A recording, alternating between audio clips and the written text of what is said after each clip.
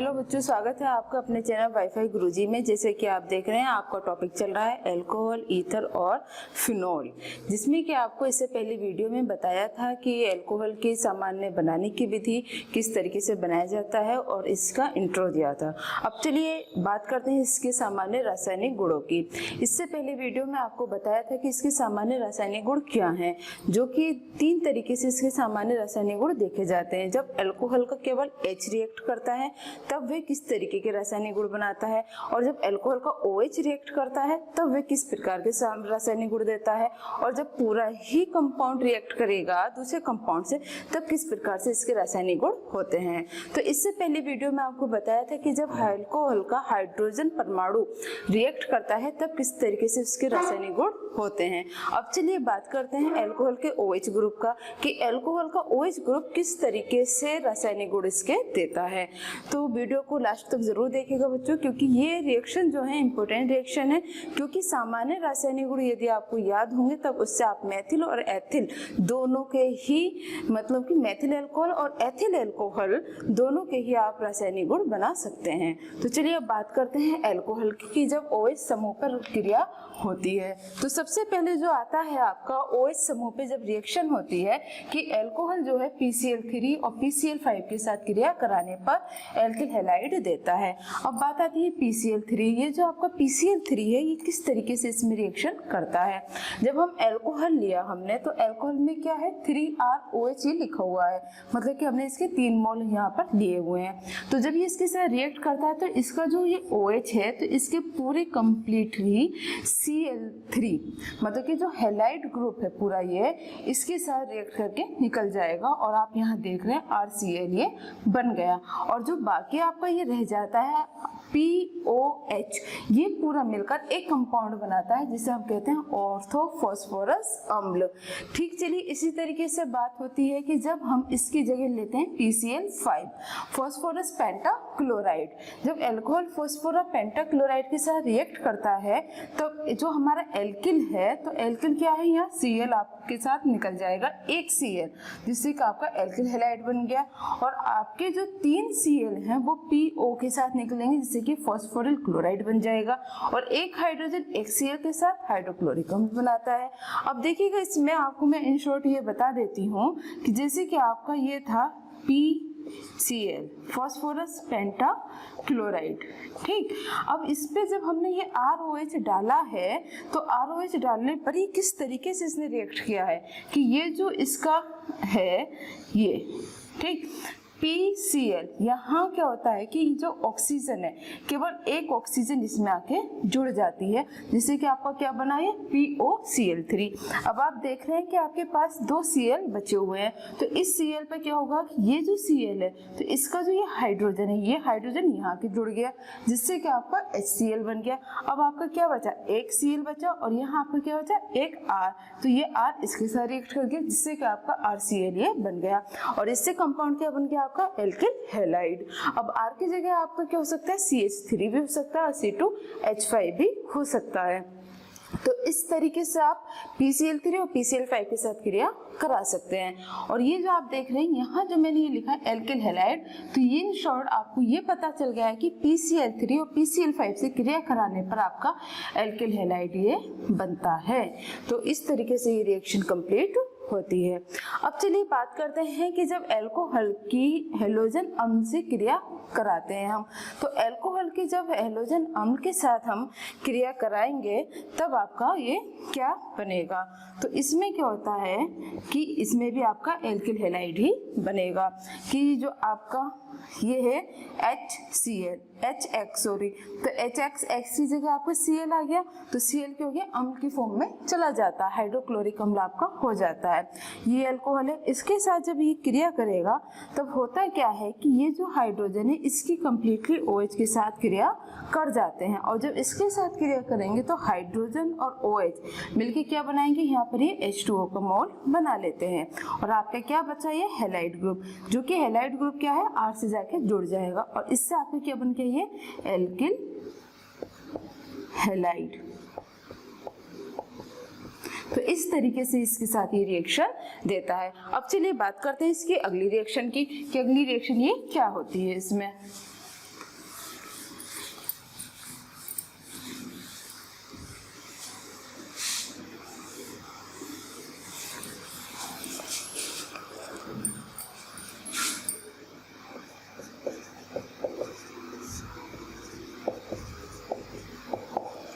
पिरवल oxy अम्लों से अभिक्रिया।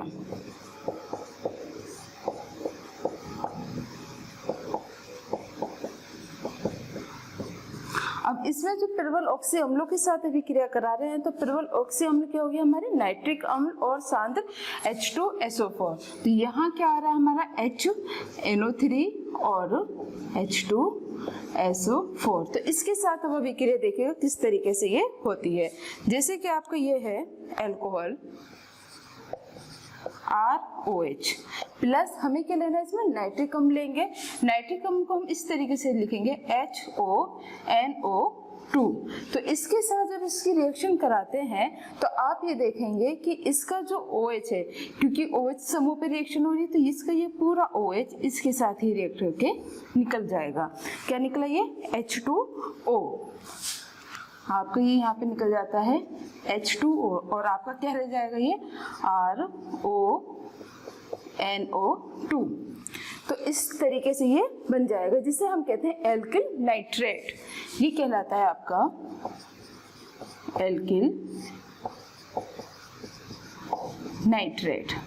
अब ठीक देखिएगा इसी तरीके से रिएक्शन होती है आपकी H2SO4 के साथ ROH प्लस हम इसमें रिएक्शन कराएंगे HOSO3H।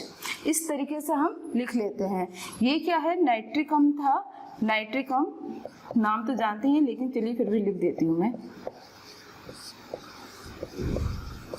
सांद्र, और ये आपका आ जाता है सांद्र सल्फ्यूरिक अम्ल। तो इसके साथ जब रिएक्शन होती है बच्चों, तो होता क्या है कि जैसे आपने इसमें देखा कि इसका OH इसका हाइड्रोजन मिलकर क्या बना रहे हैं आपके H2O, तो ठीक इसी तरीके से इसका ये OH और इसका ये हाइड्रोजन मिलकर क्या बनाएंगे H2O। तो क्या होगा आपका यहाँ पर ये निकल जाएगा H2O और आपका क्या रह जाएगा ROSO3H, जिसे हम कहते हैं एल्किल हाइड्रोजन सल्फेट। ये आपका कहलाता है इसका नाम एल्किल हाइड्रोजन सल्फेट। अगर आप इसमें क्या है कि R की जगह आप यहाँ पे लेंगे CH3, तब क्या हो जाएगा मेथिल हाइड्रोजन सल्फेट हो जाएगा। यदि आप C2H5 लेंगे एथिल हाइड्रोजन सल्फेट हो जाएगा। तो इस तरीके से ये जनरल मेथड है, इसमें आप R की जगह CH3 या C2H5 बनाकर रिएक्शन इसकी पूरी और कर सकते हैं। अब चलिए बात करते हैं इसकी अगली रिएक्शन की।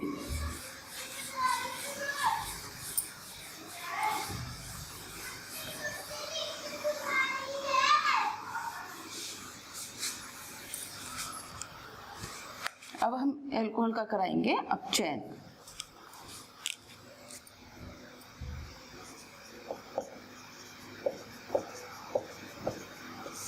अपचयन जो हम इसका कराते हैं तो वे कराएंगे हम HI प्लस लाल फॉस्फोरस।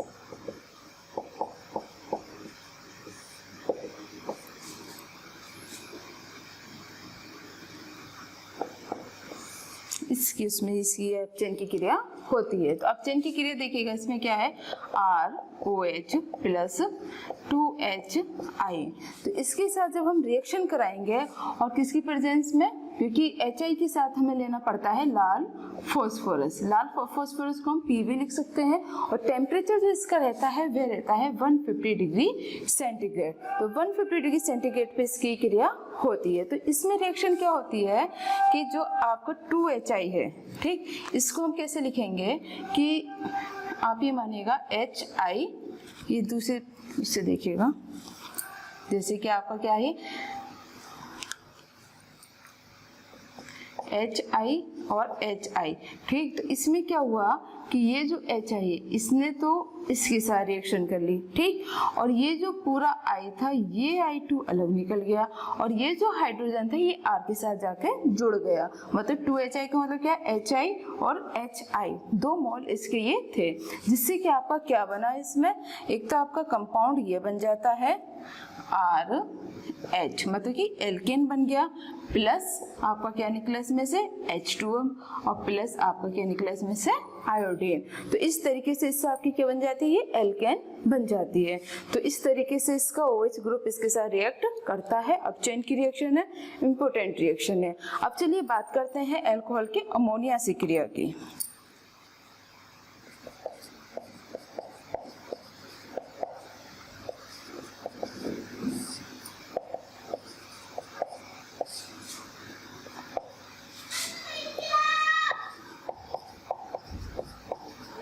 अमोनिया NH3, तो अमोनिया के साथ क्रिया कराते हैं, लेकिन किसकी प्रेजेंस में,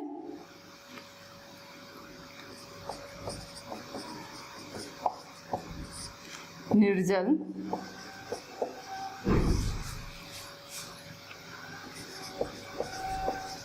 की उपस्थिति में।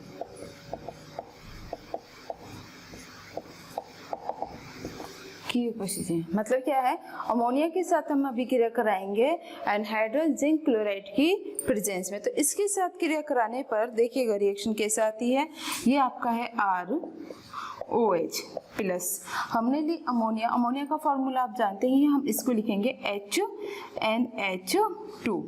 अब आप समझ गए होंगे, जब H बाहर निकाला है तो इसका मतलब क्या है, HOH के साथ क्रिया करके H2O निकाल देगा।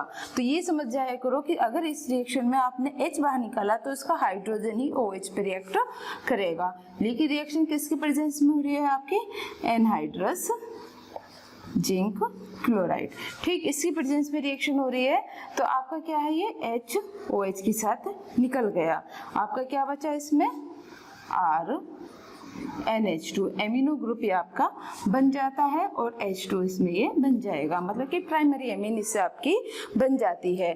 तो ये थी आपकी OH समूह पर रिएक्शन, इंपॉर्टेंट रिएक्शन है। और इन रिएक्शन से आप मेथिल अल्कोहल और एथिल अल्कोहल की रिएक्शंस बना सकते हैं, जो कि एग्जाम में बहुत ज़्यादा पूछी जाती हैं। अब चलिए बात करते हैं इसके अगले समूह की, कि किस तरीके से पूरा समूह इस पर रिक्रिया करता है।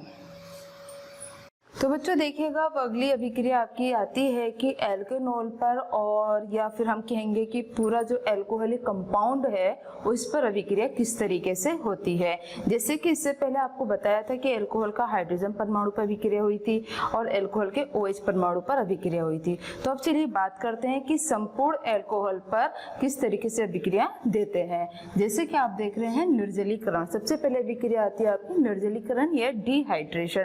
तो इसमें क्या है, आपका एल्कीन ये बनती है। किस तरीके से रिएक्शन होती है ये अब आप समझ लीजिए। जैसे कि आपको ये है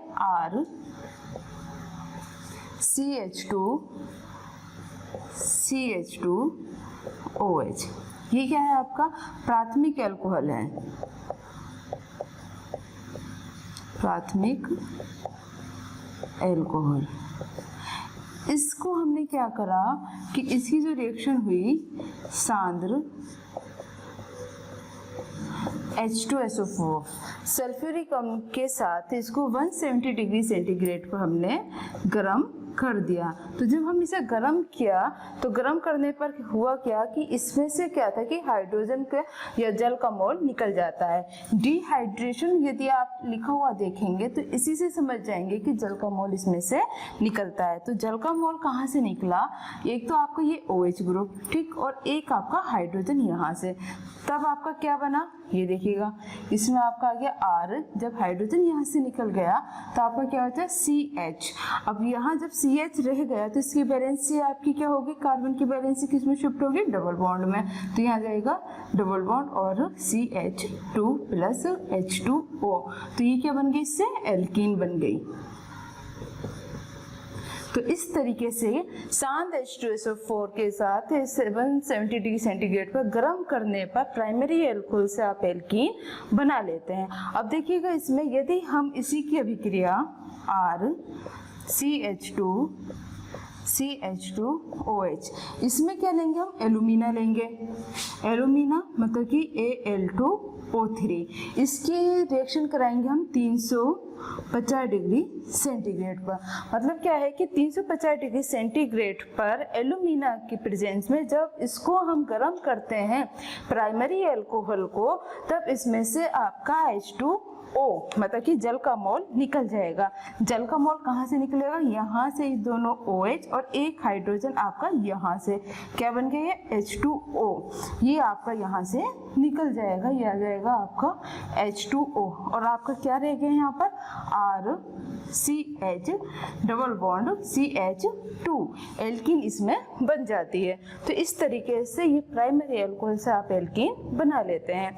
इंपॉर्टेंट रिएक्शन है, बहुत पूछी जाती है। क्या होता है जबकि बहुत आता है कि प्राइमरी अल्कोहल का या फिर एथिल अल्कोहल या मेथिल अल्कोहल को एल्यूमिना के साथ अभिक्रिया कराने पर क्या बनता है। तो इस तरीके से ये रिएक्शन आपकी होती है। अब चलिए बात करते हैं इसकी अगली रिएक्शन की।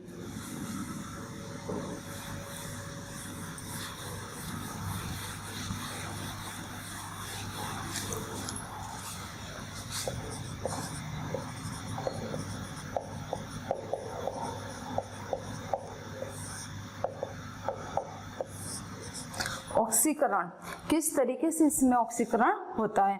ऑक्सीकरण क्या होता है? सोडियम डाइक्रोमेट प्लस H2SO4 या पोटेशियम डाइक्रोमेट या पोटेशियम परमैंगनेट, इसके प्रेजेंस में ही इनका ऑक्सीकरण किया जाता है। तो चलिए ऑक्सीकरण देखते हैं इसमें। जैसे कि आपने ये लिया ROH, ठीक। अब हम इसका ऑक्सीडेशन करेंगे sodium dichromate Na2Cr2O7 plus H2SO4, ठीक।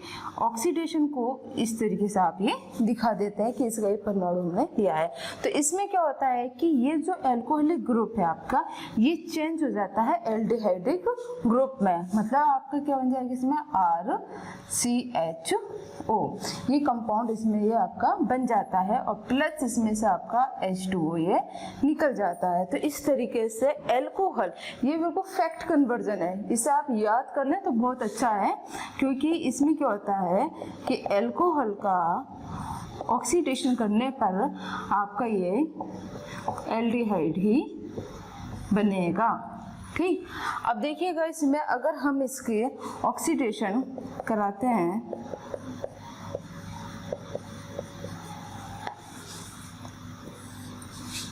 KMnO4, यह है आपका क्षारीय एल्केलाई और इसका हम यहाँ कराएंगे ऑक्सीडेशन।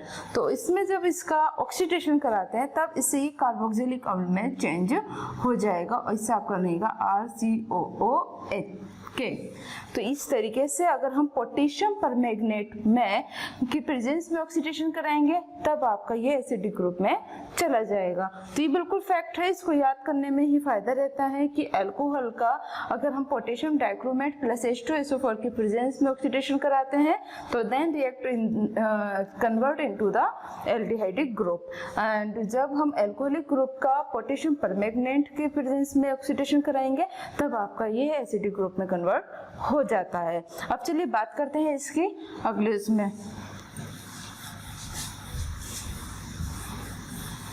तो देखिएगा अब इसमें आप सेकेंडरी अल्कोहल, इससे पहले आपने देखा प्राइमरी जो अल्कोहल था, प्राइमरी अल्कोहल को जब हमने ऑक्सीडेशन कराया एल्डिहाइड में चेंज हुआ प्लस उसमें से आपका H2O का मोल निकल गया। अब इसमें क्या है कि जब हम सेकेंडरी अल्कोहल लेते हैं, द्वितीयक अल्कोहल ये लेंगे आप, या आपका द्वितीयक या सेकेंडरी अल्कोहल, तो इसका हम ऑक्सीडेशन कराएंगे पोटेशियम अम्लीय पोटेशियम डाइक्रोमेट के प्रेजेंस में, तब इसमें से क्या होगा कि H2O इसमें से भी आपका निकल जाएगा। जब H2O निकलेगा तो ये दोनों हाइड्रोजन निकल जाएंगे और जब ये दोनों हाइड्रोजन निकलेंगे तो ये ग्रुप आपका शिफ्ट हो जाएगा किसमें? कीटोनिक ग्रुप में प्लस H2O। ये जो O है मतलब कि ये मानिएगा कि ये जो दो हाइड्रोजन है और ये ऑक्सीजन, ये दोनों रिएक्ट कर कर आप ये क्या बना रहे हैं? ये यहाँ से और ये पूरा H2O, तो ये आपके डबल बॉन्ड में आ गया कीटोन। तो इस तरीके से आपको क्या बन गया? ये कीटोन। तो हम ये कह सकते हैं कि सेकेंडरी अल्कोहल का ऑक्सीडेशन कराने पर कीटोन ही बनता है जब हम पोटेशियम डाइक्रोमेट की प्रेजेंस में इसका ऑक्सीडेशन कराते हैं। अब बात करते हैं टर्सरी अल्कोहल का। टर्सरी अल्कोहल जो होता है इसमें अल्फा हाइड्रोजन कार्बन नहीं होता है, तो इसलिए इसमें का जो ऑक्सीडेशन होता है थोड़ा सा मुश्किल होता है।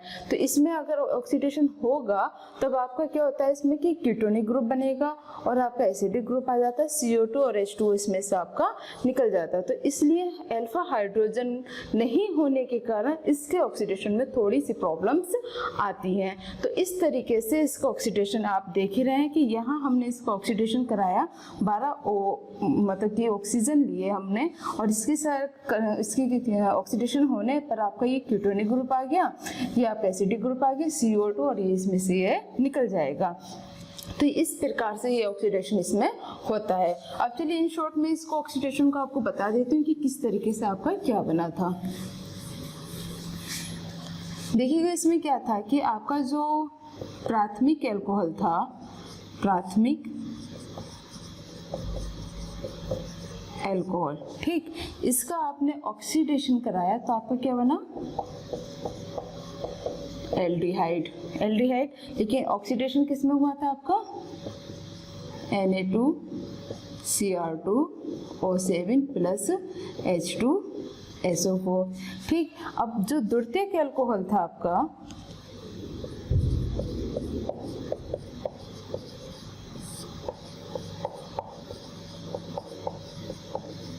द्वितीयक अल्कोहल का भी हमने जब ऑक्सीडेशन कराया जिससे क्या बना था आपका, कीटोन।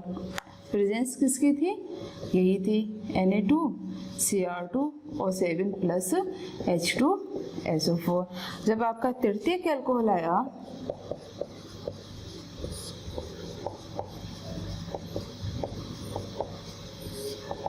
तृतीयक अल्कोहल जब आया तो तृतीयक अल्कोहल में क्या था कि अल्फा हाइड्रोजन कार्बन नहीं थे लेकिन फिर भी ऑक्सीडाइज्ड हो रहा था। तो इसमें क्या हो रहा था आपका, एक तो बना क्या, कीटोन प्लस आपका अम्ल प्लस CO2 प्लस H2 इसमें से निकल जाता है। इसमें प्राइमरी अल्कोहल में एक कंडीशन और थी कि जब आपने इसमें किससे कराया था, KMnO4 पोटेशियम परमैंगनेट, जो कि क्या था, क्षारीय। तो इसके साथ जब कराया तब आपका क्या बना था, इसमें एसिडिक ग्रुप में ये चेंज हुआ था।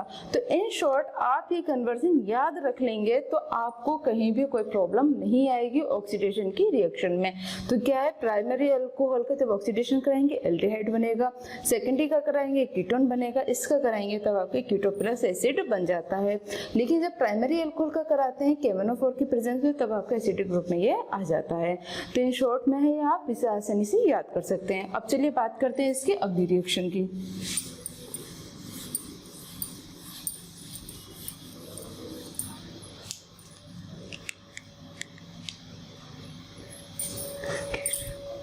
तो देखिए बच्चों, अब अगली जो रिएक्शन आपकी आती है वह आती है विहाइड्रोजनीकरण या डिहाइड्रोजनीनेशन।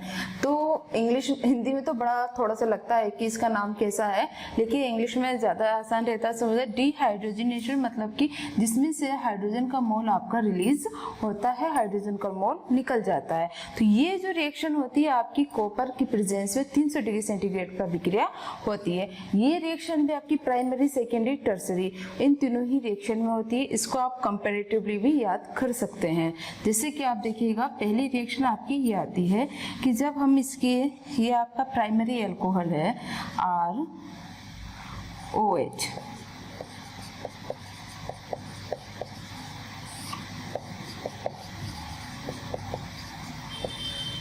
प्राथमिक अल्कोहल, इसकी अभिक्रिया हमने कराई कॉपर की प्रेजेंस में 300 डिग्री सेंटीग्रेड पर।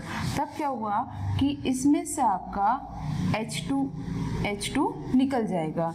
डिहाइड्रोजिनेशन मतलब कि जिसमें से कि हाइड्रोजन निकल रहा हो वे कहलाता है डिहाइड्रोजिनेशन। तो इससे क्या बन जाएगा आपका RCHO, मतलब क्या है, इससे आपका एल्डिहाइड ये आपका बन गया।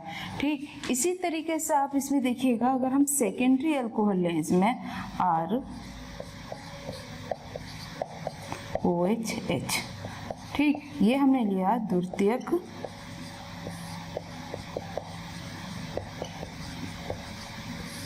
एल्कोहल। इसमें भी रिएक्शन हमने ऐसे ही कराई कि Cu 300 डिग्री सेंटीग्रेड। इसमें कराएंगे तो देखिएगा ये जो है आपका हाइड्रोजन, तो क्या हुआ, ये हाइड्रोजन इसमें से निकल गया प्लस H2 और आपका क्या बना, ये RC डबल बॉन्ड O, ये बन गया आपका कीटोन। अब इसी तरीके से अगर हम देखें, अगर हम लें टर्सरी एल्कोहल R, ये देखिएगा कार्बन OH और ये आपका ये R, ये टर्सरी एल्कोहल, इसमें ये कॉपर और 300 डिग्री सेंटीग्रेड। तो इसमें से भी क्या होगा कि जब इसमें टर्सरी एल्कोहल में थोड़ा सा चेंज ही आ जाता है कि इसमें H2 नहीं निकलकर आपका पूरा H2O निकलता है, जल का मोल निकल जाता है, जिससे कि आपका क्या बनता है इसमें कि ये आ जाएगा CrCH2 और R, ये कंपाउंड इसमें आपका हो जाता है, जिससे कि आपकी एल्कीन बन जाती है। यहाँ आपकी ये एल्कीन बन जाती है। तो इसे कंपैरेटिवली आप देखिएगा, ये जो था आपका तृतीयक एल्कोहल था, ठीक। तो डिहाइड्रोजनेशन में क्या हुआ था आपका कि यहाँ जब हमने क्रिया कराई थी तो आपका H2 जो भी था आपका हाइड्रोजन, वे H2 निकल गया और ये चेंज हो गया आपका एल्डिहाइड के ग्रुप में, ठीक। अब यहाँ क्या करा हमने, सेकेंडरी एल्कोहल लिया।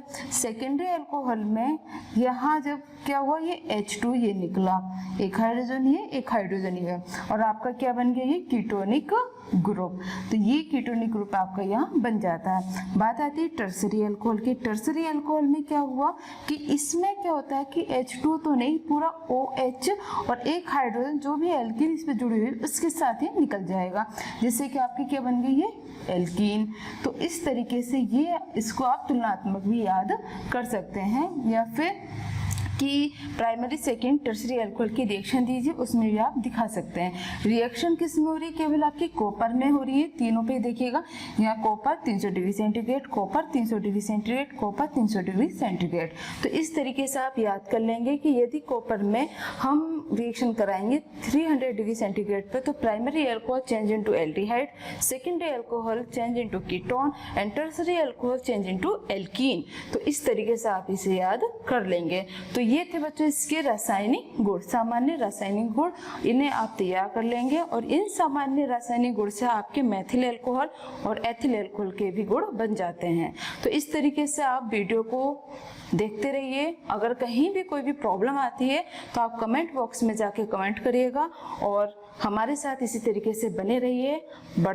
आगे आप पढ़िएगा और बढ़ते रहिए, पढ़ते रहिए, अपना ध्यान रखिए। चलिए अब अगली वीडियो आप